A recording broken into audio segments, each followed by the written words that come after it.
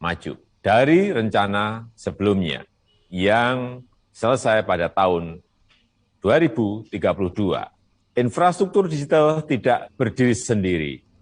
Jadi saat jaringan internetnya telah tersedia, harus diikuti kesiapan pengguna internetnya agar manfaat positif internet dapat dioptimalkan untuk membuat masyarakat semakin cerdas dan produktif.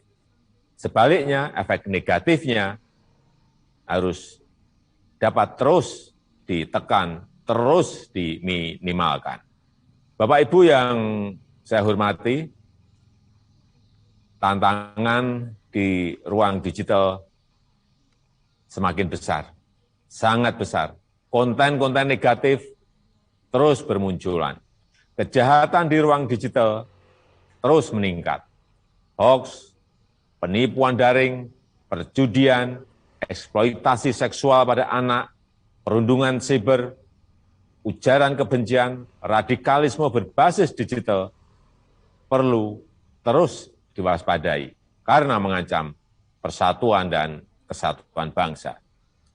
Kewajiban kita bersama untuk terus meminimalkan konten negatif, membanjiri ruang digital dengan konten-konten positif, banjiri terus, isi terus dengan konten-konten positif.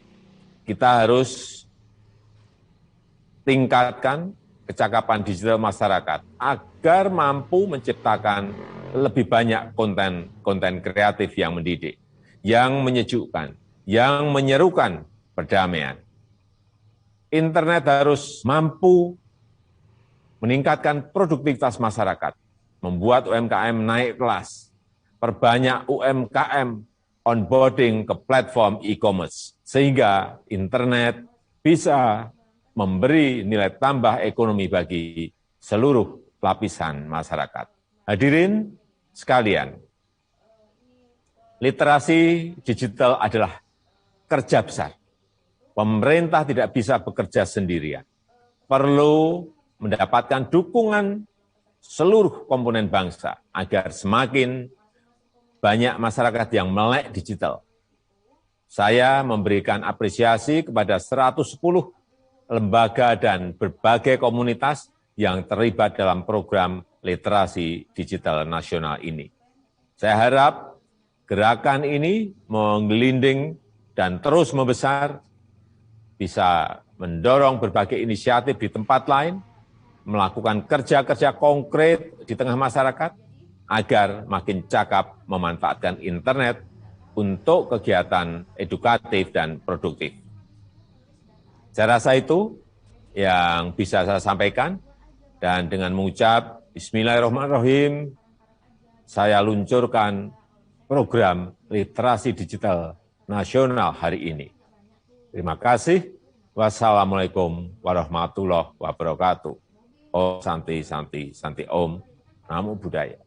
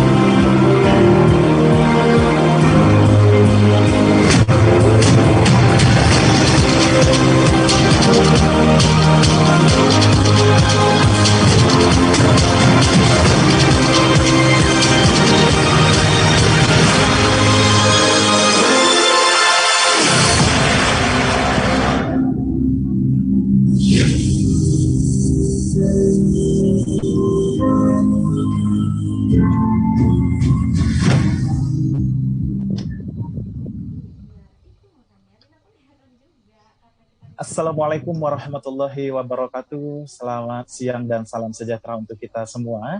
Selamat datang saya ucapkan kepada Bapak dan Ibu narasumber serta KOL dan juga segenap partisipan yang sudah bergabung dalam rangkaian acara webinar kita siang hari ini, Literasi Digital Indonesia Makin Cakap Digital, yang diselenggarakan oleh Kominfo bersama Siberkreasi. Rangkaian acara webinar kita pada siang hari ini merupakan bagian dari perwujudan untuk meningkatkan kecerdasan bangsa, di mana pengetahuan dan tentunya kecakapan dalam menggunakan teknologi digital, alat-alat komunikasi ataupun internet jaringan untuk menemukan, mengevaluasi, bahkan menggunakan dan memanfaatkan informasi sebaik-baiknya dengan bijak, cerdas, cermat, taat hukum untuk meningkatkan interaksi dan komunikasi dalam kehidupan kita sehari-hari. Bapak dan Ibu narasumber, KOL, dan juga partisipan yang saya hormati dimanapun berada, senang dan rasanya siang hari ini saya Iqbal Tanjung kembali hadir menjadi moderator untuk mengatur jalannya rangkaian acara webinar kita pada siang hari ini, Gerakan Nasional Literasi Digital untuk Sumatera II, khusus Kabupaten Kuantan Sengingi, Provinsi Riau, dengan tema menjaga dan mendidik anak di era digital. Edisi hari ini Selasa 13 Juli 2021. Dan tentunya juga kepada segenap partisipan yang sudah hadir pada siang hari ini. Acara ini diselenggarakan oleh Kominfo bersama Siberkreasi. Untuk itu, saya ajak kita bersama jangan lupa untuk mensubscribe channel YouTube dari Siberkreasi dan memfollow Instagram serta Facebook dari Siberkreasi. Hari ini webinar kita literasi digital kembali akan mendapatkan ilmu dari pemaparan materi oleh 4 narasumber kita serta 1 rangkaian sharing session bersama dengan KOL kita. Untuk itu langsung saja saya sapa terlebih dahulu ke-4 narasumber kita yang luar biasa yang akan membagikan ilmunya kepada kita bersama. Yang pertama bersama dengan Bapak Ali Hafiz Eskom MTI selaku Kepala Lembaga Penelitian Amik Dian Cipta Cendikia, pengurus Aptikom Lampung, sekaligus anggota RTIK Bandar Lampung. Halo, selamat siang Bapak Hafiz. Selamat siang Mas Iqbal. Apa kabar Bapak hari ini, Pak? Alhamdulillah sehat. Alhamdulillah sehat. Senang rasanya kita bisa jalin silaturahmi kembali siang hari ini ya, Pak. Iya, betul Mas. Ya, tetap semangat selalu Bapak. Dan langsung juga kita sapa untuk narasumber kita yang kedua bersama Bapak Akbar Diandi selaku relawan TIK. Halo, selamat siang Bapak Akbar. Halo Mas Iqbal dan narasumber yang lain dan serta salam sehat. Ya. Salam sehat, Alhamdulillah. Belum ditanya udah dijawab salam sehat ya Pak. Alhamdulillah, luar biasa sekali untuk Bapak Riandi. Semoga sehat selalu Bapak di sana. Dan selanjutnya, Amin. Untuk narasumber kita ketiga bersama Ibu Nova Yohana Esos MIKOM, selaku dosen ilmu komunikasi Universitas Riau dengan jabatan fungsional lektor. Halo, selamat siang Ibu. Selamat siang, Mas Iqbal Tanjung. Ya, apa kabar Ibu hari ini? Sehat Alhamdulillah, selalu? sehat. Alhamdulillah sehat. Sehat juga ya, Mas? Alhamdulillah sehat dan tentunya penuh semangat siap menantikan ilmu dari Ibu nantinya. Insya Allah.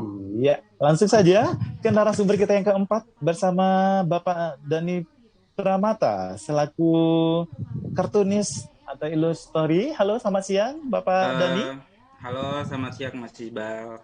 Ya, apa kabar Bapak hari ini? Sehat? Alhamdulillah terdengar jelas sekali Bapak. Alhamdulillah sehat. Alhamdulillah sehat. Dan semoga senantiasa lancar ya Pak segala aktivitas dan kegiatannya di sana. Siap. Dan kita sapa juga KOL kita yang juga luar biasa pada siang hari ini bersama dengan Mas Rana Rayendra. Halo Mas Rana. Halo, selamat siang Mas Iqbal. Apa kabar? Baik sekali. Mas Rana juga kabarnya baik pastinya? Baik juga. Kita udah berapa kali Mas Iqbal ya? Alhamdulillah ya. Alhamdulillah. Sering ketemu di acara ini. Iya, mudah-mudahan nanti juga bisa ketemu di dunia nyata ya, Mas. Iya dong, harus. Harus. Nyapa ada Mas Ali juga, ada Mbak Nova, ya. Ada Mas Akbar, ya. Narsum lainnya juga. Ini keren-keren semuanya. Udah berapa kali kita sering bertemu.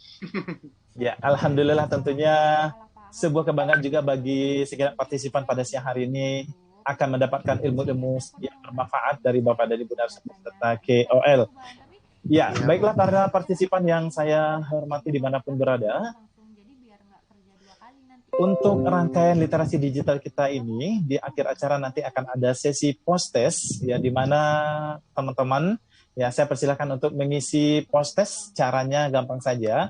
Kepada teman-teman yang sudah bergabung dalam Zoom, yang belum mengisi link registrasi, silakan langsung diisi terlebih dulu link registrasinya, bisa diklik di chat box, sudah tersedia di sana. Jika teman-teman sudah mengisi link registrasi, maka teman-teman akan mendapatkan token berupa angka, di mana angka tersebut akan menjadi password untuk teman-teman mengisi post-test. Isilah post-test dengan baik dan benar, maka nanti di akhir acara teman-teman akan mendapatkan e-sertifikat yang nantinya akan dikirim oleh admin ke email masing-masing. Dan juga di akhir acara nanti kita akan ada sesi tanya-jawab kepada bersama narasumber dan juga KOL. Untuk itu, para partisipan silakan ajukan pertanyaan terbaik Anda. Karena jika pertanyaan Anda nanti terpilih untuk saya bacakan, maka berhak untuk 10 orang penanya terbaik mendapatkan door prize berupa e-voucher senilai Rp100.000. Dan tentunya juga sebelum rangkaian webinar ini dilangsungkan, perlu saya sampaikan maklumat untuk kita bersama. Dimohon kepada partisipan untuk memposisikan audionya dalam posisi mute terlebih dahulu, dan tidak ada tentunya yang menyaksikan literasi digital siang hari ini sambil tidur-tiduran atau rebahan santai, ya. Dan tidak juga dalam keadaan mengendari kendaraan, apalagi berboncengan di atas motor dengan rekan-rekan dan keluarga. Dan yang pastinya diharapkan untuk menggunakan pakaian yang sopan, tentunya indah untuk kita pandang bersama. Baiklah, partisipan dan juga narasumber serta KOL yang saya hormati, sebagai kecintaan kita kepada negara Republik Indonesia, kita sejenak akan menyanyikan bersama lagu kebangsaan negara Republik Indonesia, Indonesia Raya, dan dilanjuti dengan keynote speech dari Gubernur Provinsi Riau, yang itu Bapak Dr. Andes Haji Samsuar MSI.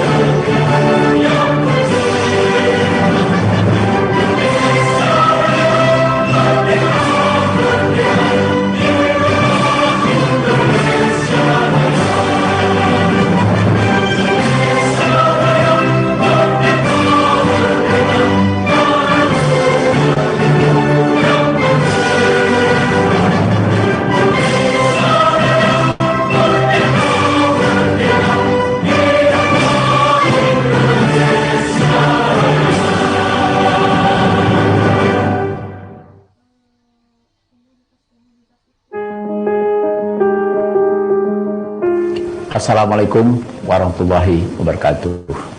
Salam sejahtera bagi kita semua. Berdasarkan survei APJII tahun 2020, saat ini pengguna internet di Indonesia sudah mencapai 196,71 juta jiwa, di mana mereka mengakses internet lebih dari 8 jam dalam sehari. Untuk itu diperlukan peningkatan literasi digital bagi masyarakat untuk mengimbangi perkembangan teknologi digital ini. Kementerian Komunikasi dan Informatika bekerjasama dengan Gerakan Nasional Literasi Digital Sumber dan pemerintah daerah Provinsi Riau melaksanakan rangkaian webinar Indonesia Makin Cakap Digital yang dilaksanakan mulai bulan Mei hingga Desember tahun ini. Saya, Samsuar, Gubernur Riau, mendukung kegiatan ini untuk menambah kecakapan digital masyarakat di wilayah Provinsi Riau agar dapat memanfaatkan internet dan teknologi digital untuk hal-hal yang positif dan kreatif, menambah daya saing. Salam sehat selalu. Wassalamualaikum warahmatullahi wabarakatuh.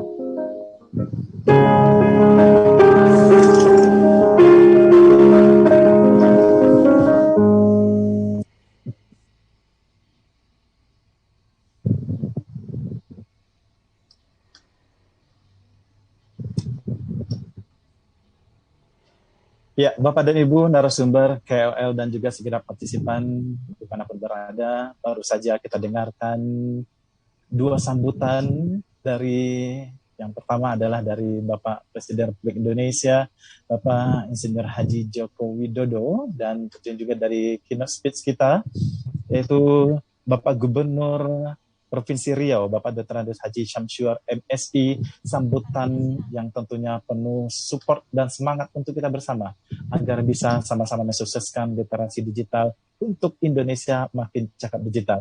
Untuk itu, kepada segenap partisipan, tentunya kita harus lebih semangat lagi untuk menggaungkan serta memanfaatkan digital sebaik mungkin untuk konten-konten positif dan tentunya demi kemajuan kita bersama.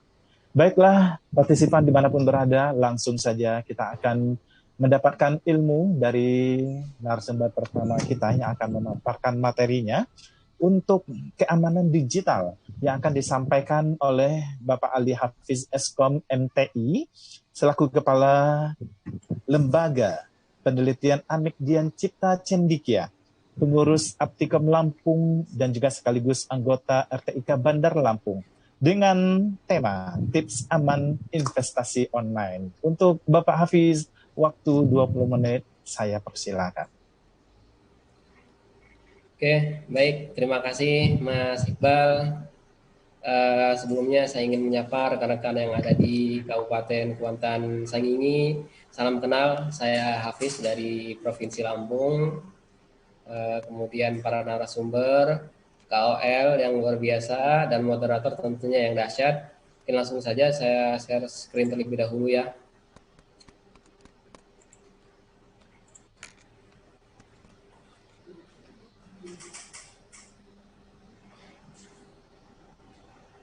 Oke, di sini saya diberi kesempatan untuk sharing-sharing ya tentang tips aman investasi online.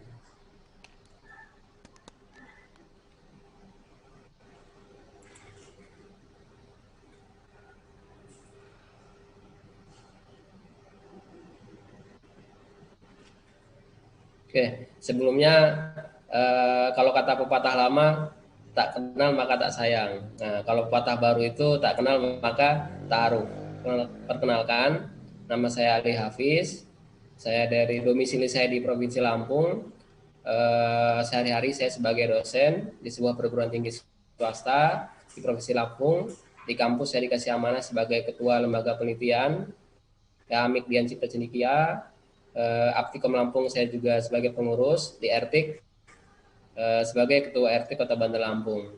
Selain sebagai dosen dan relawan, saya juga sebagai asesor kompetensi dari BNSP, pencinta keamanan komputer ya. Saya tulis tulisan saya di alihafiz.com. Mungkin kalau mau baca-baca, saya juga ada komunitas Sekolah Coding Lampung Jadi kalau mau belajar pemrograman, mulai dari nol, apapun latar belakangnya, laki atau perempuan, IT atau bukan, itu bisa belajar coding dari nol. Kalau ada sekolah atau masjid yang mau dibuatkan website secara gratis, itu bisa buka aja bedahwebsite.id. IG saya Ali_Hafiz, bisa di follow, nanti saya call back. Oke, mungkin cukup itu aja perkenalannya. Nah, the big why. Mengapa sharing ini ada? The big why-nya adalah mengapa kita melakukan investasi. Ya, di sini ada sebuah gambar, ada dua orang yang berbeda kondisinya. Yang di atas, di mana dia dengan sumringahnya, dengan bahagianya. Mengapa dia bahagia? Dia memperkerjakan uang. Jadi dia menghasilkan uang berasal dari uang yang dia pekerjakan. Ya.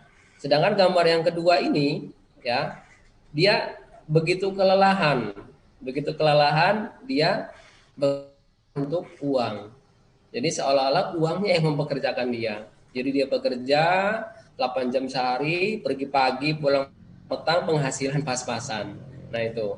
Ya ini mengapa kita perlu melakukan investasi.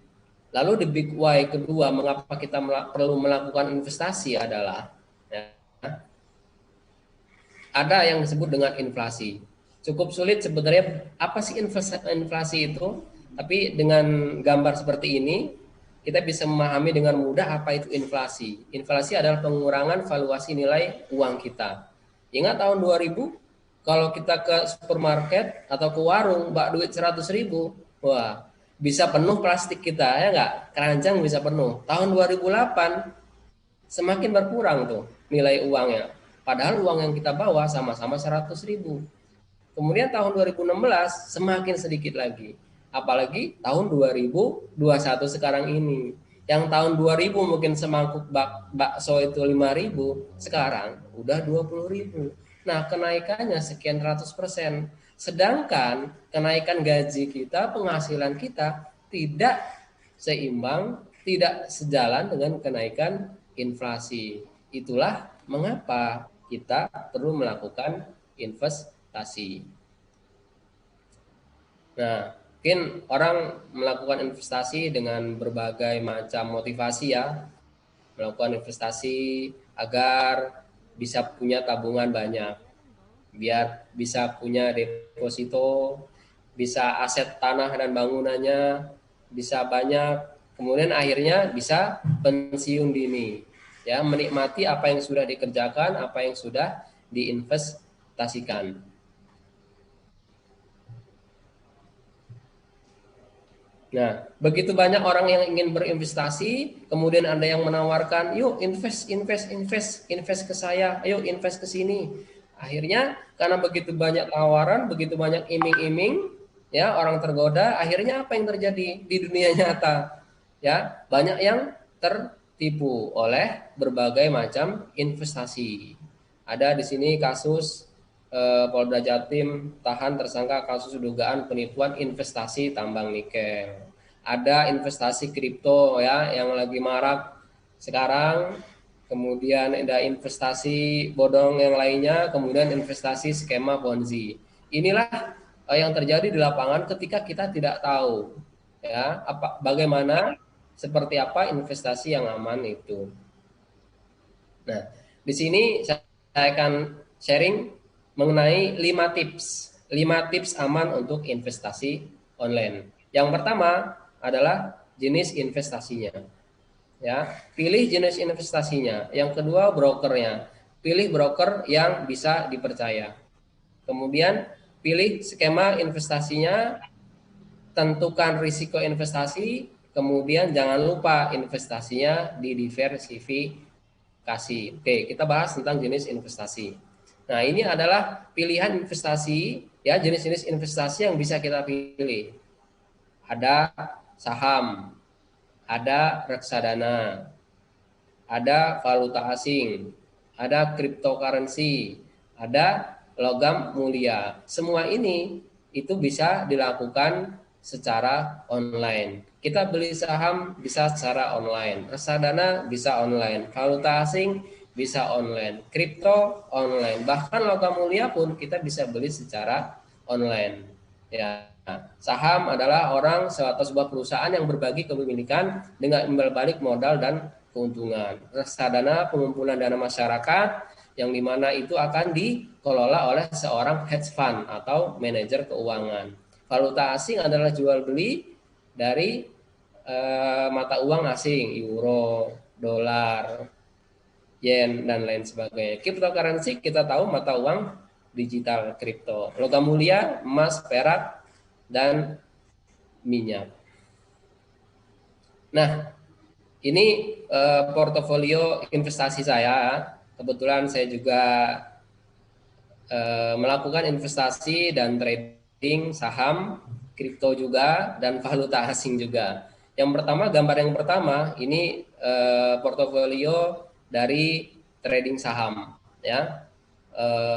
Di sini ada stok itu adalah emiten, ya, perusahaan yang menjual kepemilikannya, ya. Yang pertama itu ada BRIS ini kalau sekarang itu Bank Syariah Indonesia. Yang kedua ada KLBF, ya. KLBF itu Kalbe Farma. Kemudian Sido muncul, kita tahu semua ya, kalau masuk angin minumnya apa? Orang pintar minum, nah itu Sido. KLBF yaitu perusahaan farmasi. Nah, BRIS ini Bank Syariah Indonesia. Nah, di sini ada average itu harga rata-rata, kemudian pot GL itu potensial gain and loss.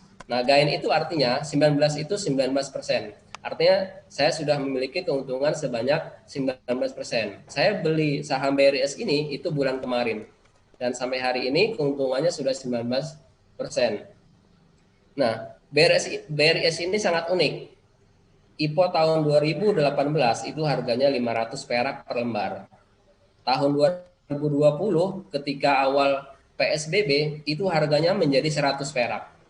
Awal 2021 harganya tebak 4.000.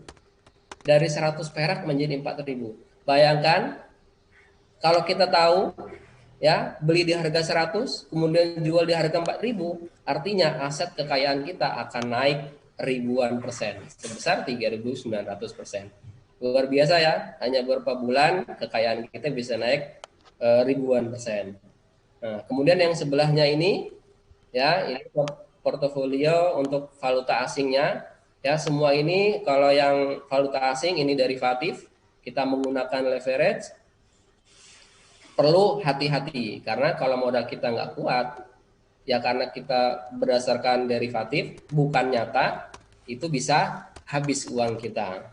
Kemudian yang sebelah kanannya itu adalah cryptocurrency, ya ada Bitcoin, ada Ethereum dan lain sebagainya. Ya, kita melakukan investasi yang sangat berisiko, maka kita harus siap untuk kehilangan. Nah, itu adalah risiko investasi yang akan kita bahas nanti. Nah, ini berbicara pergerakan ya, pergerakan nilai investasi kita. Ini adalah contoh dari pergerakan harga minyak bumi. Ya, investasi ya ke minyak bumi atau minyak mentah. Pada tahun 2008, harga minyak bumi atau minyak mentah itu menurut kontrak XTI itu 32 barrel. 32 dolar per barrel. Ya. Satu barrelnya itu 158 liter. Ketika corona kemarin begitu mengganasnya, ya, lockdown tahun 2020, harga satu barrelnya itu 7 dolar. Kebayangkan 1 dolar 1 barrel 158 liter. Itu harganya cuma 7 dolar. Kebayang nggak? Jadi 1 liter sebenarnya berapa modalnya? Nah, ini menurut kontrak XTI. Kalau kita baca berita-berita yang lain, WTI, YMAX dan lain sebagainya, itu bahkan harganya minus. Bayangkan kalau pada waktu itu kita beli harga minyak minyak mentah di harga 7 dolar per barrel, dan sekarang itu sudah 70-an dolar per barrel. Artinya sudah ratusan bahkan ribuan persen lagi kenaikannya. Nah, ini adalah peluang sebenarnya. Ketika krisis, ya, banyak orang miskin baru. Tapi di balik itu banyak orang kaya baru melalui jenis-jenis investasi lainnya. Oke, tadi itu tentang jenis investasinya. Nah, sekarang kita bahas tentang brokernya. Apa sih broker? Broker itu adalah orang yang memperantarai ketika kita mau melakukan investasi. Kalau sekarang kita mau beli saham, katakan kita sudah menentukan nih mau investasi ke saham. Saham, kita mau beli saham apa? Emiten apa? Katakan contohnya kita mau beli saham emiten Bank BRI. Bank BRI kita mau beli. Kita nggak bisa ke cabang BRI terdekat, saya mau beli sahamnya, nggak bisa. Kita ke brokernya dulu, pilih brokernya. Bagaimana memilih broker yang tepat? Ya, cara sederhananya kita googling broker saham. Nanti akan muncul list-list brokernya. Kemudian kita baca, kita review, nanti ada akan mendapatkan rekomendasi. Oh, di sini brokernya aplikasinya sering lelet, transfernya susah, segala macam. Nah, itu akan ketahuan. Nanti setelah kita baca-baca, kita bisa menentukan, oh ini brokernya bagus. Selain itu, ya, yang pertama, sebelum kita melakukan investasi ke saham atau ke investasi yang lainnya, kita perlu melakukan investasi ke ilmunya, investasi ke diri kita tentang ilmu sahamnya. Yang kedua, skema investasi. Ada sebuah skema yang sangat merugikan, namanya skema Ponzi.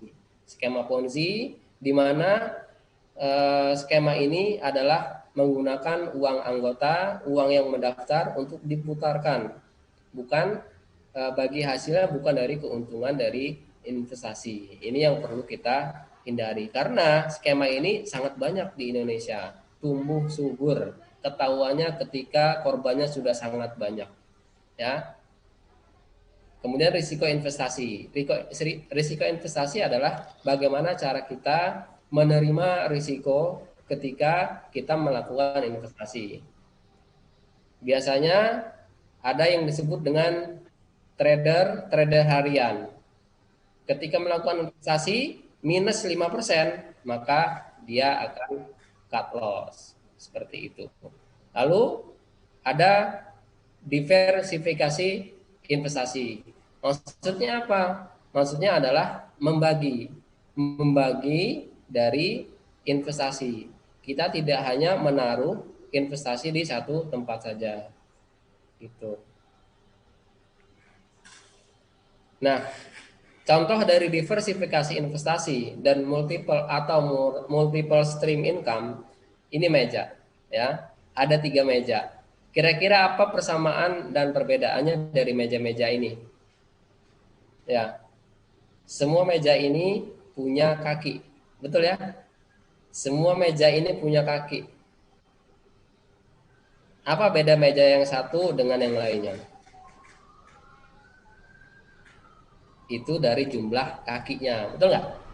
Ya, ada yang kakinya cuma 1, ada yang kakinya 4, ada yang kakinya banyak banget. Itu menggambarkan diri kita. Kita misalkan kita bekerja hanya punya 1 penghasilan.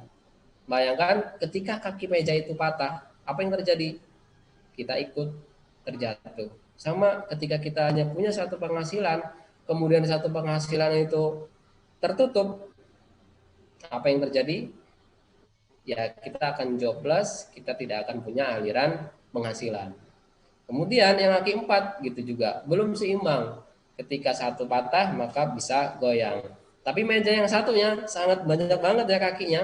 Nah, ketika 1 kaki ini patah, 1 ranting patah, ya nggak masalah. Kenapa? Masih banyak banget. Ini diibaratkan dengan kita punya banyak mesin uang.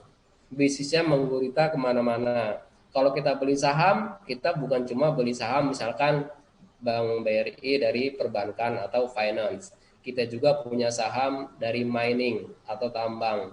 Kita juga punya saham dari consumer good. Kita juga punya saham dari perusahaan konstruksi. Banyak banget, ya. Itu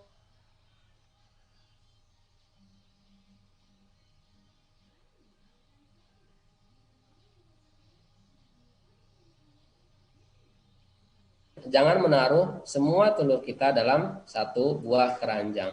Ketika keranjang itu hancur, ya telur kita akan rusak.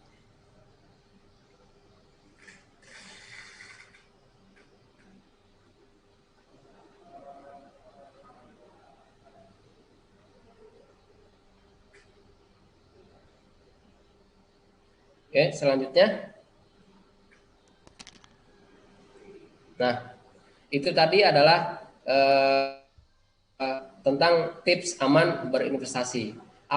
Apa yang harus kita lakukan ya ketika kita sudah berusaha untuk belajar investasi, nggak taunya kita menjadi korban investasi bodong, atau kita mengenal ada saudara kita yang mendapat atau yang ikut investasi bodong. Apa yang harus kita lakukan?